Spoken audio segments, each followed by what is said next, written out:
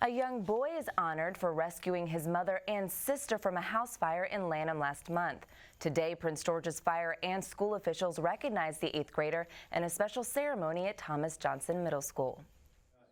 When a fire broke out at the Lee family's Lanham home on November 29th, 13-year-old Taji Lee sprang into action, saving the lives of his mother and younger sister. Superintendent had said a hero is defined by someone with great courage, someone who helps others.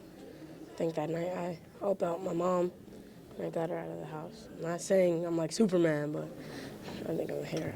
Prince George's fire chief agrees, presenting the 8th grader with an award in front of his peers at Thomas Johnson Middle School. With the calm and the courage of a seasoned rescuer, he pulled his mother from the home. He told me later on, it was like the fireman's carry. I threw her over my shoulder and took her out of the home. When the fire erupted, Taji ran to alert neighbors who called 911. Prince George's County 911. Yes, the little boy on the corner of my street, his house is on fire. It's really blazing. Okay, what's your name? But it's my neighbor's house. The children, they're screaming, the house is on fire. He then rushed back into the burning house and carried his mother to safety.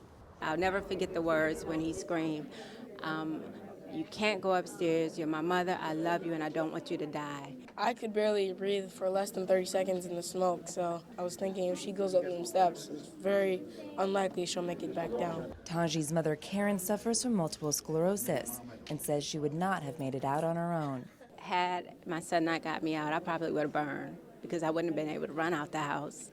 I would have to crawl. A boarded-up frame is all that remains of their home of 17 years. Today, as the Lee family continues to rebuild, they say they're just grateful to be alive.